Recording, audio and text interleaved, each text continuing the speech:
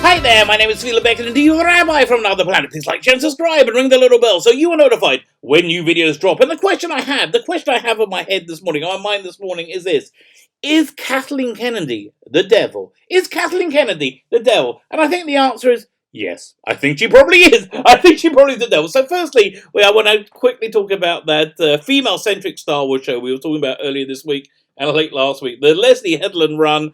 Well, it doesn't have a name. All it is, female-centric, might have some kung fu in it. Okay, that's all we really know about it. Because, there's some more interesting developments about that. And those interesting developments suggest it could be surrounding Kathleen Kennedy. Kathleen Kennedy, the rumors were that she had done such a breathtakingly awful job.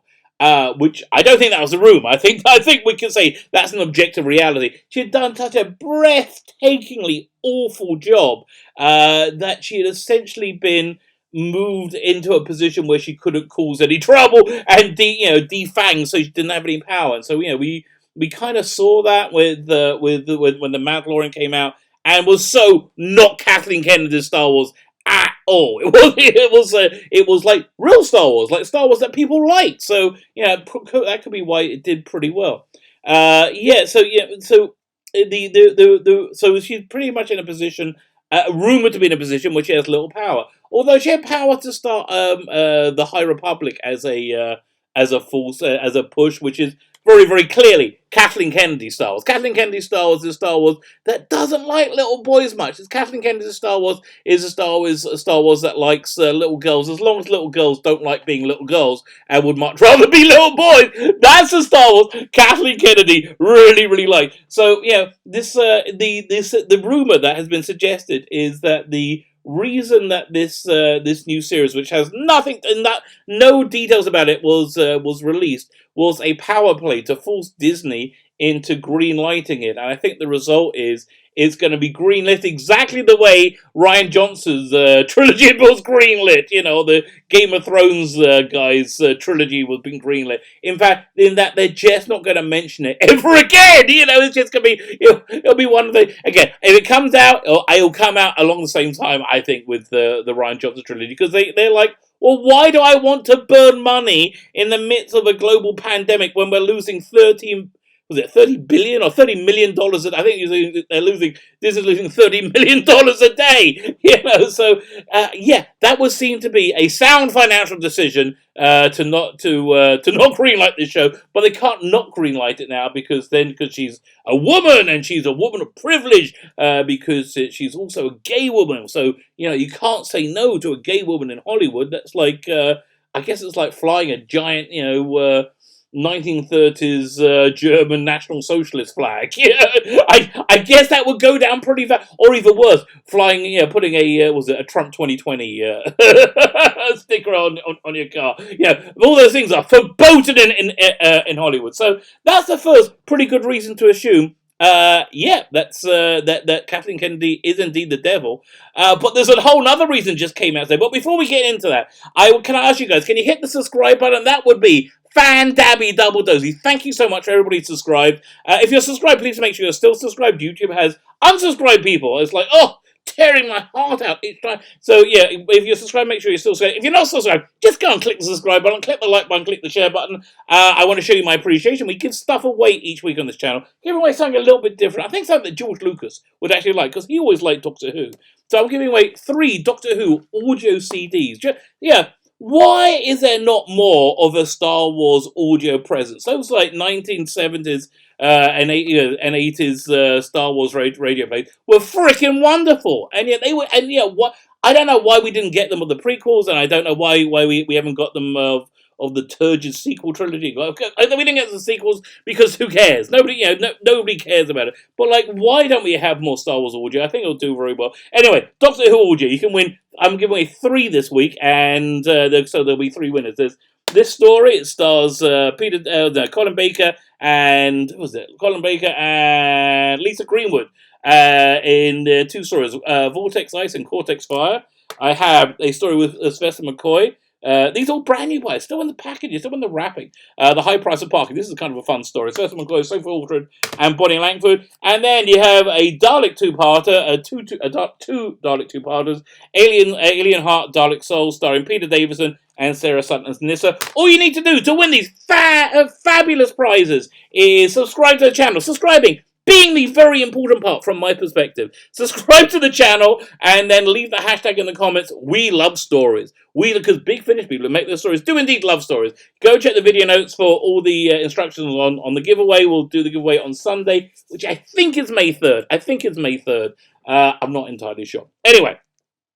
So let's. I saw this article in Bounding into Comics. Former Walt Disney World Vice President claims Lucasfilm's Kathleen Kennedy killed Tatooine-themed Star Wars fans. So you remember Galaxy's Edge? Galaxy's Edge opened up, and everyone were like, "Oh, really excited!" And then we weren't at all because it seemed to be just a shameless cash grab and not very good at all, and also didn't seem to have much to do with the original trilogy at all. Which was a bit of a dumb old move, because here's the thing: why would you make something that people love and then go, we're not going to do anything like the things that people like. We're going to just do the new stuff that people don't really like or care for. So let's read this article and we'll see a disaster unfold before our eyes. Because that's really what it was. It's incredible. Fine, so let's scoot down. Okay, so former Walt Disney World Vice President Dan Cockrell recently revealed some behind the scenes, and this is fascinating, behind the scenes details about Walt Disney Studios attractions, Walt Disney Star Wars attractions at Disney World and Disneyland. Now, I used to live in Florida. I freaking love Disney World. The Star Wars stuff there. You went there, and it seemed to me to be like a life-size Imperial Walker, and a bunch of life-size stuff, and they made it all look like Tatooine design stuff. It was so cool, that little Star Warsy bit. So I just assumed they're gonna enlarge that, make it more, because everybody kind of likes that. And that was their plan as well. So. Cockrell, who was vice president of Epcot Hollywood Studios and Magic Kingdom, spent almost two decades with the company, appeared on the WDW radio podcast where he discussed how Star Wars Galaxy's Edge, which is an utter failure. They're talking about rebranding it into an Aladdin land. Galaxy's Edge came about, and how the original plans was to create a world based off George Lucas's original trilogy. The things that people like. Here's the thing. Yeah, I don't understand why they do this, but it's that thing that Kylo Ren kept saying all through the Last Jedi, which was just the worst way. The whole idea of kill the past. No, live with the past and add to the past. If the past is good, if the past worked, then you don't want to throw it out. That's called throwing out the baby with the bathwater, because they do, because they're morons. So yeah. So he says, so we did this for a couple of years, and we had the Epic Theatre, the Indiana Jones Theatre, that was going to be at the heart of Star Wars. The Indiana Jones experience, by the way, freaking awesome. I guess it's gone now, but I used to love that. That's going to be the heart of the Star Wars land. That was going to go away, and we were going to plug it in right there. So I guess the Indiana Jones thing is over now. Mos Eisley, the Mos Eisley Cantina was going to go right. Oh, so cool! Obviously, why wouldn't you do a Mos Eisley Cantina? And why don't you just visit on one of your stupid new movies? You could do that. No, because the past is bad. Because everything is bad in the past is bad because patriarchy and Kathleen, darling, I don't know what happened to you. I really don't know what happened to you. I don't know what anybody did to you. But it's not all men. Will you stop punishing all freaking men? Because I don't even know what happened to make you an incredibly rich and powerful and successful woman. I don't know what happened, but just get off it. The Mos Eisley Cantina was going to be right across from the Star Tours. Star Tours was wonderful. We had all kinds of great concepts for that. He continued. Again, I want to point out, they're talking about rebranding Star Wars Land into Aladdin Land, because that's how much of a failure it's been. We gotten way down the path on the art drawings. I'd love to. Why didn't they release that in a book? At least we would have liked to see what could have been. And we hadn't gone into architectural drawings yet. Then then he details they received a call that changed the call that changed everything. That was it quite a bit of years of planning. And then we got a call one day, and he said, "We got some news for you." And all the Imagineering guys, they've heard this line many times in their careers, and I've never been through this. So apparently he's never been heard no before. Then he provides details on the call. He said, "Well, yesterday Bob Iger met with Kathleen Kennedy. Yeah, it's your first big mistake." Who, as a lot of people may know, was a sort of George Lucas protege and heading up Lucasfilm. Yeah, that's true. She really was kind of a George Lucas project. How did she betray that vision like so incredibly bad? And how did George Lucas not see that this is the type of person? How incredibly incompetent she was. I think she must have had some dirt on him. I really do. Although he's always seemed to be like kind of like a quiet family guy, So I really don't know. The project Lucas, they had a conversation. They had a meeting, and Kathleen Kennedy, her point of view was there was way more Disney stories ahead of us than behind us. Well, there was then, darling. That is true. There was then until you got your hands on it, until you said the force was female, and then he showed everybody you can't drive. And he drove it, and he went off a cliff. Yeah, there was more Star Wars ahead of us than behind us. But no, again, you should have embraced the past while building on it and adding to it, rather than tearing down the past and ripping it away, and then say, do you like our new stuff? You're like, no, it's just the stupidest freaking thing I can imagine. Oh, and I can imagine some lots of stupid things. Okay, so he continues. So we really should think about. We should really think about: do we want to build a Tatooine and build what all the 50-somethings will remember Star Wars is, or do we want to build something that's going to appeal to all the upcoming generations who are going to know the new stories? Again, why are they mutually exclusive? Why are the upcoming generations not going to want to know anything about Tatooine? Why is it mutually exclusive? It's just the dumbest thing. And again, why are you throwing away success to build on something that, why did you think what you were going to do was going to be unbelievably successful? That's really the bottom line. Why did you think it was going to go down so well? When clearly, I could have told you what was going to happen. Anybody with half a brain could have told you what was going to happen. But I guess, of course, you couldn't listen because that would have been mansplaining. One of the great crimes of in Hollywood today. Cockrell then stated, and that day Tatooine was killed at the studios. And all the concepts were put on the show. Oh, I'd love to see them, and I'm sure they're still sitting in vault. I'm sure they will be shown someday about the book, the destruction of Star Wars. What happened?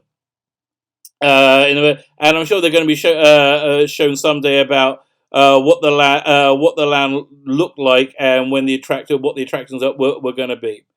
Fine. Then he detailed his and team reaction. The Imagineering team said, "We got the phone and said, 'Can you?' And I said, 'Can you believe this?' And they said, 'Yeah, this is terrible. We've been working on this.' Fine. So then he basically. Well, we could read the rest of it.